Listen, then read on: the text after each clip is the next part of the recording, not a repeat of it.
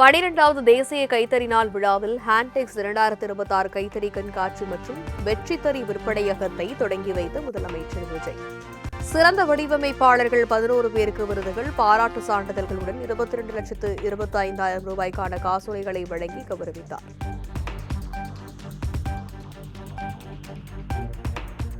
கால்நடை மருத்துவ அறிவியல், கால்நடை பராமரிப்பு பட்டப்படிப்புக்கான மாணவர் சேர்க்கை தொடர்பாக பிரதமர் மோடிக்கு முதல்வர் விஜய் கடிதம். +2 தேர்வில் பெறும் மதிப்பெண்களின் அடிப்படையிலேயே மாணவர் சேர்க்கை நடைபெற வேண்டுமே தவிர கால்நடை மருத்துவ படிப்பிற்கு நீட் தேர்வு பொருத்தமில்லை என்றும் வலியுறுத்தல்.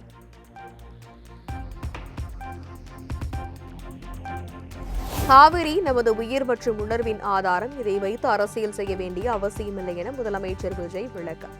மேகதாது காவிரியில் எந்த உரிமையையும் தாவேக அரசு விட்டுக் கொடுக்காது எனவும் முதலமைச்சர் உறுதி.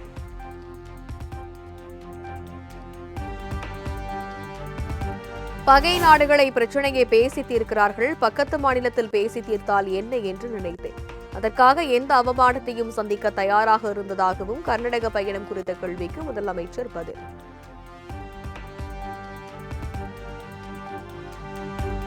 மேகதாதுவில் அணை கட்ட கர்நாடக அரசு வேகம் காட்டுவது போல் அதை தடுக்க தமிழக அரசும் வேகம் காட்ட வேண்டும். கர்நாடக அரசின் நடவடிக்கைகளை சுட்டிக்காட்டி சட்டமன்றத்தில் எதிர்க்கட்சித் தலைவர் உதயநிதி பேச்சு.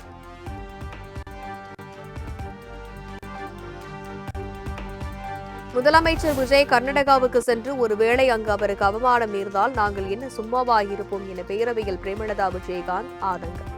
காவிரி விவகாரத்தில் முதல்வர் தீர்க்கமான முடிவை எடுக்கட்டும், அவருக்கு பின்னால் நாங்கள் அனைவரும் நிற்போம் என்றும் பேச்சு.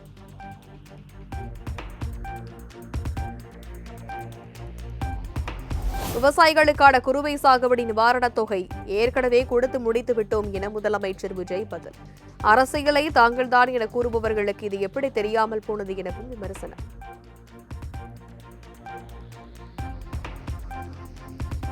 காவிரி விவகாரத்தில் பேச அதிமுகவிற்கு வாய்ப்பளிக்க வேண்டும். அதிமுக சட்டமன்ற குழு தலைவர் எடப்பாடி பழனிசாமி குரல் எழுப்பியதால் அவையில் சலசலப்பு. சமாதானம் செய்த சபாநாயகர்.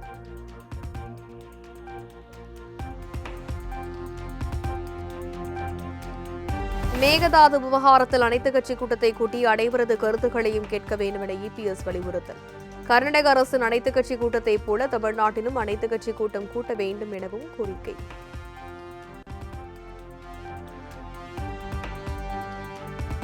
அனைத்து கட்சி கூட்டத்தை கூட்ட தாவேக அரசுக்கு எந்த தயக்கமோ பயமோ இல்லை. எதிர்க்கட்சித் தலைவர் உதயநிதிக்கு சட்டப்பேரவையில் அமைச்சர் நிர்மல்குமார் பதில்.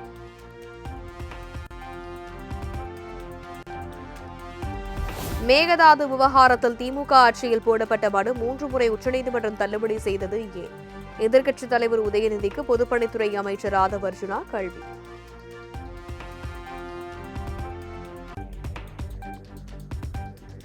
காவிரி நதிநீர் தொடர்பாக புதிய நடுவர் மன்றம் அமைக்க வேண்டிய அவசியமில்லை. இந்திய கம்யூனிஸ்ட் MLA ராமச்சந்திரன் பேரவையில் வலியுறுத்தல்.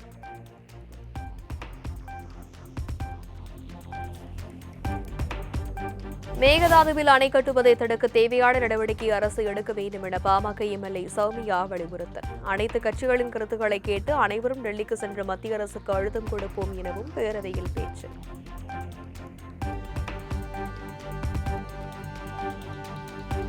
காவிரி மற்றும் மேகதாது விவகாரத்தில் சமரசம் என்ற பேச்சுக்கு இடமில்லை. சட்டப்பேரவையில் வேளாண் துறை அமைச்சர் வினோத் உறுதி.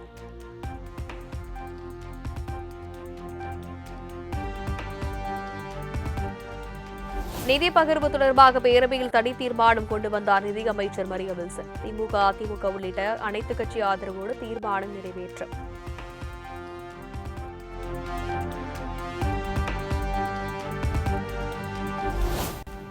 தமிழ்நாடு அளிக்கும் அளப்பரிய பங்கிற்கு உரிய முக்கியத்துவம் தராமல் நிதி பகிர்வில் தொடர்ந்து தமிழகம் புறக்கணிக்கப்படுகிறது.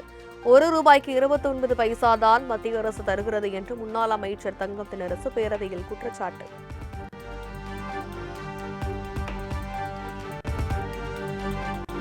நிதி பகிர்வு தொடர்பாக தாவேகா கொண்டு வந்த தனி தீர்மானத்திற்கு அதிமுக ஆதரவு. சட்டமன்றத்தில் தீர்மானத்தை ஆதரித்து EPS பேச்சு.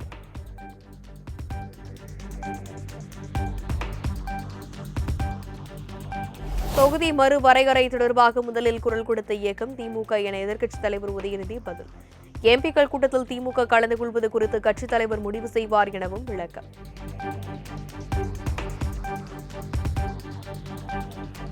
திமுக கொண்டு வந்த திட்டங்களில் மட்டுமா தமிழ்நாட்டில் ஒவ்வொருவர் தலையிலும் 1,28,000 ரூபாய் கடனை ஏற்றி வைத்ததன் மூலமும் மு.க.ஸ்டாலின் வாழ்ந்து கொண்டுதான் இருக்கிறார். திமுக கொண்டு வந்த திட்டங்களில் பலனடைந்த மக்கள் மனங்களில் மு.க.ஸ்டாலின் இன்னும் வாழ்ந்து கொண்டிருக்கிறார் என்ற ரகுபதி கருத்துக்கு பதிலடி. தாவேக ஆட்சியில் 3 முதல் 5% வரை கமிஷன் வாங்கப்படுகிறது. சட்டப்பேரவையில் திமுக முன்னாள் அமைச்சர் ரகுபதி குற்றச்சாட்டு.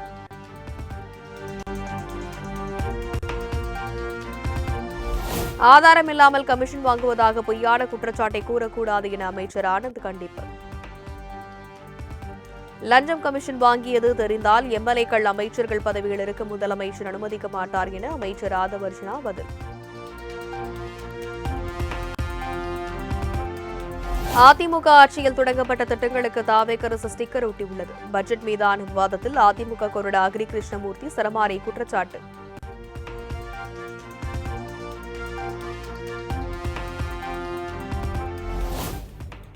திமுக ஆட்சியில் 24,000 கோடி ரூபாய் கடன் தள்ளுபடி செய்யப்பட்டதாக ஜாமீனில் வெளியே வந்த மார்கண்டேயன் எம்எல்ஏ சட்டப்பேரவையில் பேச்சு. தாவேக அரசின் பட்ஜெட் என்பது வெறும் காணல் நீராகவே உள்ளது, மாற்றத்திற்கான பட்ஜெட் என கூறிவிட்டு உள்ளே எதுவும் இல்லை என்றும் பேச்சு. அம்மா உணவகம் தொடர்பாக பேரவையில் காரசார விவாதம். திட்டங்கள் பெயர் மாற்றம் குறித்து திமுக, அதிமுக மற்றும் அமைச்சர்களிடையே கருத்து மோதல்.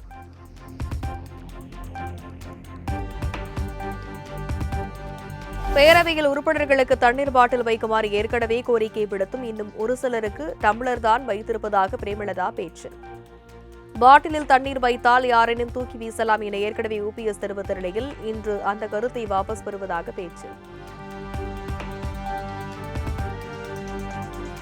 பாவேந்தர் பாரதிதாசனின் கொலைபாடினை எடுடா மிகு கொடியோர் செயல் அறவே என்ற வரிகளை குறிப்பிட்டு தமிழக அரசை விமர்சித்த திமுக எம்எல்ஏ மார்கண்டேயன் பேச்சுக்கு பாரதிதாசனின் ஓடப்பர் இருக்கும் வரை என்ற பாடல் வரிகள் மூலமே பதிலடி கொடுத்த அமைச்சர் ஆதவர்ஜனா.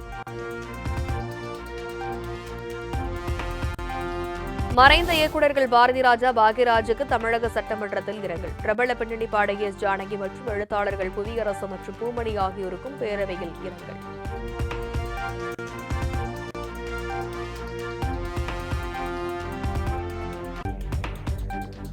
பிற அரசியல் கட்சி தலைவர்கள் பற்றி மேடையில் பேசுவதற்கு முன்பு தங்கள் மனைவி பிள்ளைகளிடம் ஒருமுறை பேசிவிட்டு பேசுங்கள். திமுக எம்எல்ஏ மார்கண்டேயன் அவதூறு கருத்து குறித்து பேசி கைதானது குறித்து அவையில் சபாநாயகர் ஜெயசிறி பிரபாகர் அறிவுரை.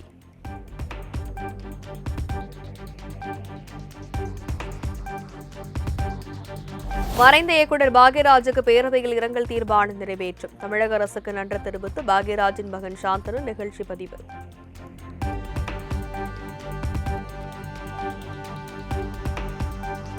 முதலமைச்சரும் தனது கணவருமான விஜயிடமிருந்து விவாகரத்து கோரிய மனுவை வாபஸ் பெற்றார் சங்கீதா. சங்கீதாவின் கோரிக்கையை ஏற்று விவாகரத்து கோரும் வழக்கை முடித்து வைப்பதாக செங்கல்பட்டு நீதிமன்றம் அறிவிப்பு.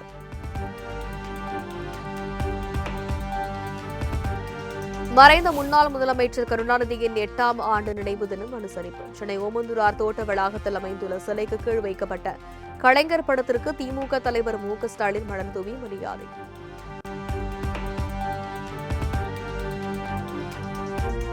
முன்னாள் முதலமைச்சர் கருணாநிதி நினைவு தினத்தை முன்னிட்டு திமுக சார்பில் ஓமந்தூரார் தோட்டத்தில் இருந்து மெரினா வரை அமைதி பேரணி. திமுக தலைவர் மு.க.ஸ்டாலின் தலைமையில் எதிர்க்கட்சித் தலைவர் உதயநிதி, திமுக எம்பி கனிமொழி உள்ளிட்ட பல்லாயிரக்கணக்கானவர்கள் பங்கேற்பர்.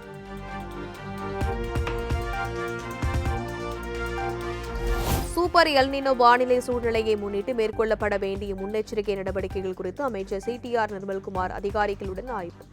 பழுதடைந்த மின்கம்பங்களை மாற்றியும் போதுமான மின் தளவாட பொருட்கள் மற்றும் குழுக்களை தயார் நிலையில் வைக்க உத்தரவு.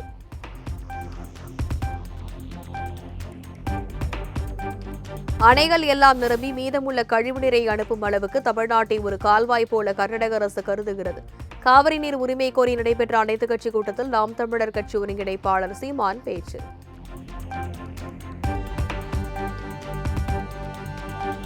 மாநில பிரச்சினை என வந்துவிட்டால் கேரளா, கர்நாடகா காங்கிரசிடம் தேச ஒருமைப்பாடு எங்கே இருக்கிறது? அவரவர் மாநில உரிமைகளை காப்பதிலேயே இரு மாநில அனைத்து கட்சிகளும் உள்ளது. அதுவே தமிழகத்தில் இல்லை என சீமான் விமர்சனம். காவிரி பிரச்சினையை சட்ட ரீதியாக அணுகுவதுதான் தமிழ்நாட்டுக்கு நல்லது என அமைச்சர்களை சந்தித்த பின்பு விவசாய சங்க நிர்வாகிகள் பேச்சு. தமிழகத்திற்கு முறைப்படி தண்ணீர் தராததற்கு கர்நாடக அரசு மீது 1 லட்சம் கோடி ரூபாய் இழப்பீடு கோரி வழக்கு தொடரலாம் என்றும் ஆலோசனை அளித்ததாக பேச்சு. பழனி நில மோசடி தொடர்பாக தேடப்பட்டு வந்த ஒட்டஞ்சத்திரத்தைச் சேர்ந்த இடைத்தரகர் ஜெயபிரகாஷ் திண்டுக்கல் சிபிசிஐடி அலுவலகத்தில் சரண்டர். நீதிமன்றத்தில் ஆஜர்படுத்திய துறை ரீதியான நடவடிக்கைகளை மேற்கொள்ள சிபிசிஐடி அதிகாரிகள் தீவிரம்.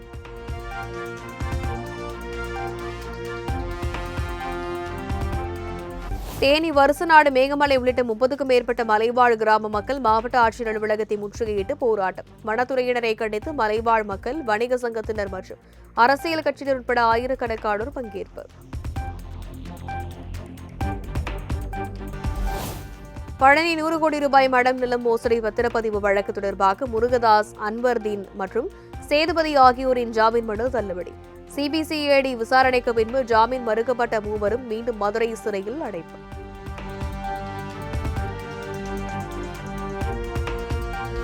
தருமபுரி மாவட்டம் பென்னாகரம் அருகே ஒகேனக்கல் காவிரி ஆற்றில் பிளாஸ்டிக் கழிவுகளால் சுற்றுச்சூழல் ஏற்படும் அபாயம். காவிரி ஆற்றில் இருந்து நீர் வந்தபோதும் ஏற்கனவே பொதுமக்களை குப்பைகளை வீசி சென்றதால் கழிவுநீர் ஓடையான ஆறு.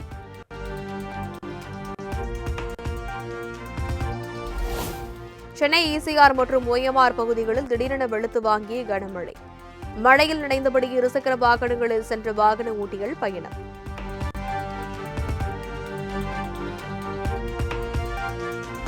சென்னையில் தங்கம் விலை சவரனுக்கு 1200 ரூபாய் உயர்ந்து 1 சவரன் 1,11,200 ரூபாய்க்கும், கிராமுக்கு 150 ரூபாய் உயர்ந்து 1 கிராம் 13,900 ரூபாய்க்கும் விற்பனை. கடந்த 3 நாட்களில் மட்டும் தங்கம் விலை சவரனுக்கு 5,600 ரூபாய் உயர்ந்ததால் நகை பிரியர்கள், நகை வியாபாரிகள் அதிர்ச்சி. சிவகங்கை மாவட்டம் காரைக்குடி புனித சகாய அன்னை திருவிழாவில் கொடியேற்றம், கோலாகலம். திரளான பக்தர்கள் கலந்து கொண்டு அன்னையின் ஆசையை பெற்று பிரார்த்தனை.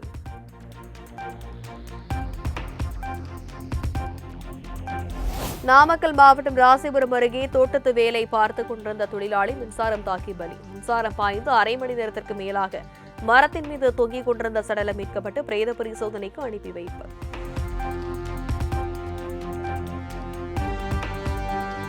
ஆடி 4வது வெள்ளிக்கிழமையை முன்னிட்டு தமிழ்நாடு முழுவதும் அம்மன் கோவிலில் குவிந்த பக்தர்கள் பொங்கலிட்டு நேர்த்திக்கடன் செலுத்தி ஓம் சக்தி பராசக்தி என பக்தி முழக்கம் எழுப்பி ஏராளமானோர் மனமுருக வழிபாடு. சனிக்கிழமை தமிழ்நாடு வருகிறார் மத்திய உள்துறை அமைச்சர் அமித் ஷா. மாலை 4:30 திருவண்ணாமலை செல்லும் அமித் ஷா அண்ணாமலையாரை தரிசிக்க உள்ளதாக தகவல்.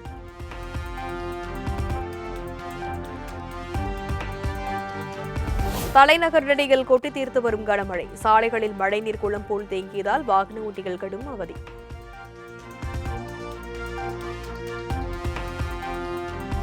குஜராத்தின் வீர்பர்தா கிராமத்தில் காற்றும் இன்றி நில அதிர்வும் இன்றி தானே அசையும் கிணற்று நீர்.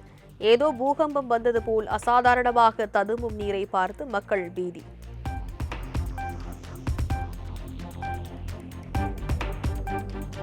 பீகார் மாநிலம் பாட்னாவில் சாலை விபத்துக்கு நடவடிக்கை எடுக்க கோரி உயிரிழந்தவரின் குடும்பத்தினர் சாலை மறியல். அவர்களுடன் பேச்சுவார்த்தையில் ஈடுபட முயன்ற காவல்துறையினரின் 3 ஜீப்களுக்கு தீ வைத்து எரித்ததால் பரபரப்பு. அமெரிக்காவில் நடைபெற்ற சென்ட் லூயிஸ் கிளப் செஸ் தொடரில் சாம்பியன் பட்டம் வென்றார் இந்திய வீரர் பிரக்யானந்தா. ஒரு சுற்று மீதமுள்ள நிலையிலேயே 12 புள்ளிகளுடன் முதலிடம் பிடித்து சாம்பியன் பட்டம் வென்று அசத்தல்.